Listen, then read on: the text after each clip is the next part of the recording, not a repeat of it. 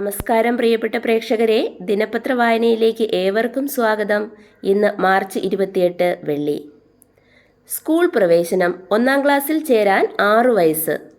2026 ജൂണിൽ തുടങ്ങുന്ന അധ്യയന വർഷം മുതൽ സംസ്ഥാനത്തെ സ്കൂളുകളിൽ 1-ാം ക്ലാസ് പ്രവേശനത്തിനുള്ള കുറഞ്ഞ പ്രായം 6 വയസ്സാക്കും. ഈ ജൂണിൽ ആരംഭിക്കുന്ന അധ്യയന വർഷം കൂടിയേ 5 വയസ്സുകാർക്ക് പ്രവേശനം അനുവദിക്കൂ. 2020 ദേശീയ വിദ്യാഭ്യാസ നയത്തിന്റെ ഭാഗമായാണ് കേരളത്തിലും പുതിയ മാറ്റം. HIV പരത്തി ലഹരി. ഒരേ സിറിഞ്ച് ഉപയോഗിച്ച് ലഹരി കുത്തിവെച്ച സംഘത്തിലെ 10 യുവാക്കൾക്ക് HIV സ്ഥിരീകരിച്ചു. 6 അതിഥി തൊഴിലാളികൾ, 4 മലയാളികൾ. കണ്ടെത്തിയത് തവനൂർ ജയിലിലെ പരിശോധനയിൽ. ജമ്മു കശ്മീരിൽ കഡ്വ ജില്ലയിലെ വനമേഖലയിൽ ഭീകരാക്രമണത്തിൽ 3 പോലീസുകാർ വീരമൃത്യു വരിച്ചു. 5 സൈനികർക്ക് പരിക്കേറ്റു. ഏറ്റുമുട്ടലിൽ 2 പാക് ഭീകരരെ സേന വധിച്ചു. കനത്ത വെടിവയ്പ് നടന്ന വിദൂര വനമേഖലയിൽ ഭീകര സംഘത്തിലെ മറ്റു 3 പേർക്കായി തിരച്ചിൽ ശക്തമാക്കി. ശ്രീ പത്മനാഭസ്വാമി ക്ഷേത്രം പൈങ്കിനി ഉത്സവം ഏപ്രിൽ 2 മുതൽ. സെക്രട്ടേറിയറ്റിനു മുന്നിൽ സമരം തുടർന്ന് ആശാവർക്കർമാർ. ഓപ്പറേഷൻ ഡി ഹണ്ടിന്റെ ഭാഗമായി ബുധനാഴ്ച 612 പേരെ അറസ്റ്റ് ചെയ്തു.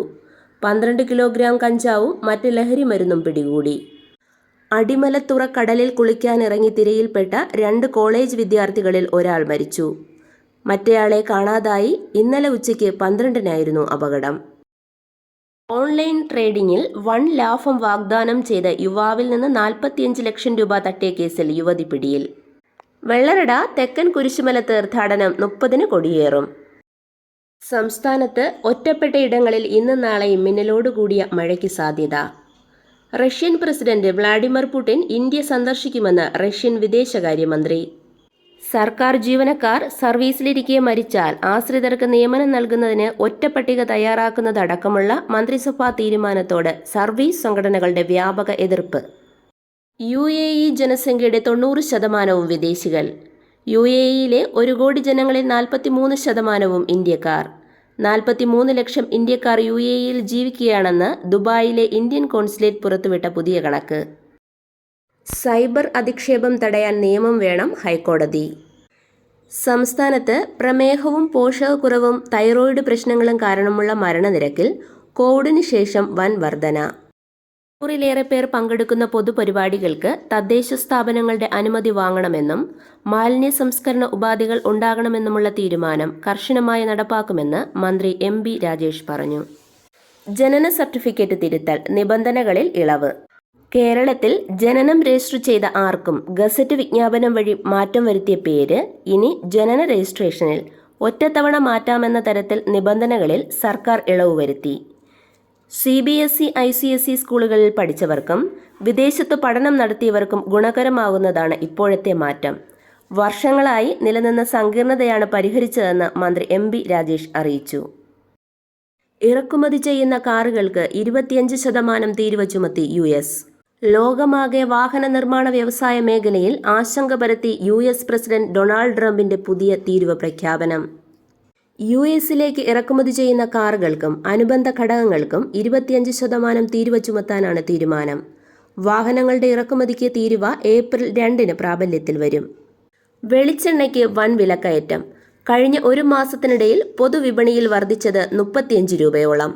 നിർമ്മിത ബുദ്ധി അടിസ്ഥാനമാക്കിയുള്ള പ്ലാറ്റ്ഫോമുകൾ ഉപയോഗിക്കുന്നതിൽ സർക്കാർ വകുപ്പുകൾക്ക് വിലക്കൊന്നുമില്ലെന്ന് കേന്ദ്ര സഹമന്ത്രി ജിതേന്ദ്ര സിംഗ് രാജ്യസഭയിൽ മറുപടി നൽകി.